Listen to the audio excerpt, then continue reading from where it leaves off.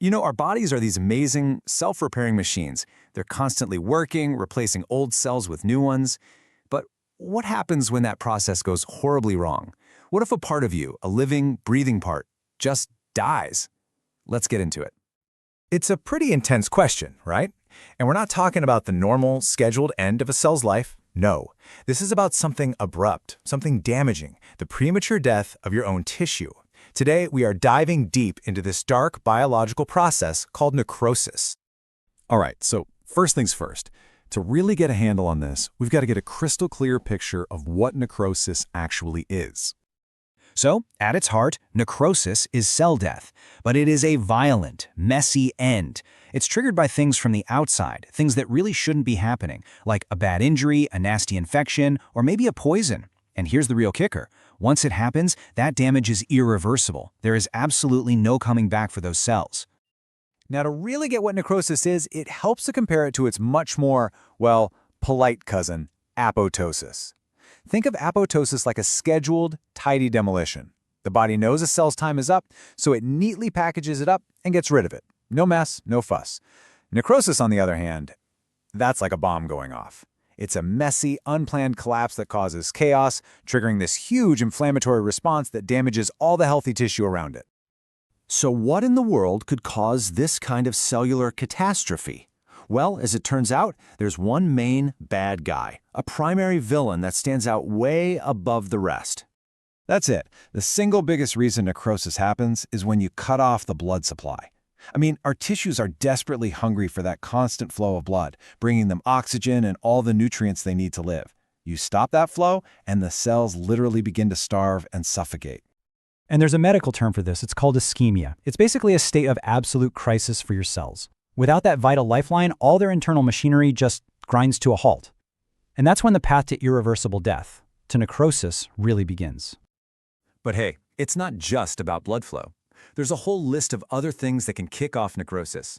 We're talking aggressive bacterial or fungal infections, serious physical trauma, things like snake venom, extreme burns or frostbite, and even a misguided attack from our very own immune system can all lead to the same devastating result. Now, here's where it gets really fascinating. Or, kind of gruesome. Necrosis isn't just one single thing. Depending on what caused it and where it's happening in the body, this decay can show up in several very distinct forms. The main types we see are coagulative, liquefactive, caseous, and fat necrosis. Each one has a totally unique look and feel, and trust me, those visual analogies you see there, they are surprisingly spot on. Let's break them down. So first up is coagulative necrosis. This is often what happens when you have that lack of blood flow, that ischemia, in solid organs like your heart or kidneys. The proteins inside the cells basically get cooked and congeal, just like an egg white turning solid in a hot pan. And what's wild is that the basic shape of the tissue is still there, but it's just a ghost of itself, all firm, pale, and lifeless. Then you have the total opposite, liquefactive necrosis. In this case, powerful enzymes just completely digest the dead cells, turning the whole area into a thick liquid goo. This is exactly what's happening when you see pus form in an infection. It's also the type of necrosis you see in the brain, because brain tissue is loaded with these enzymes and doesn't have a lot of structural stuff to hold it together. Now, this next one, caseous necrosis, has a description that's, well, it's pretty unforgettable. It's kind of like a mix of the first two. The dead cells don't get fully digested, so they leave behind this crumbly, white, cheese-like gunk.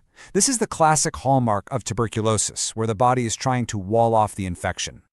And finally, we've got fat necrosis. This is a really specific type of damage that happens to, you guessed it, fatty tissue, often around the pancreas. What happens is enzymes called lipases get loose, break down the fat, and that fat then combines with calcium to form these hard, chalky white deposits. It's literally a process of making soap inside your body. How crazy is that? And of course, we can't talk about necrosis without bringing up the one you've probably heard of, gangrene. This is what we call it when a really big chunk of tissue dies, usually in a limb. Dry gangrene is basically coagulative necrosis from a lack of blood flow. The tissue gets dry, black, and kind of mummified. Wet gangrene, though, is way, way more dangerous. That's when the dead tissue gets infected by bacteria and it becomes swollen, smelly, and a true life-threatening emergency.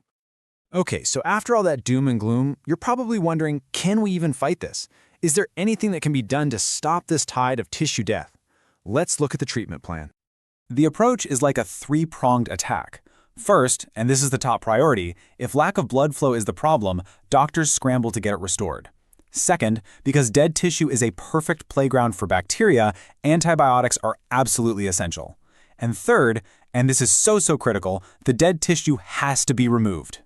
And that removal process has a name. It's called debridement. And let me tell you, it is completely non-negotiable for healing. You just can't heal with dead tissue sitting there. It blocks new, healthy cells from growing, and it's a constant source of infection. So getting rid of it gives the body a clean slate, a real fighting chance to repair itself. A lot of the time, debridement is done with a scalpel in surgery. But there are other ways. In really severe cases, especially with a limb, amputation might be the only option to save someone's life.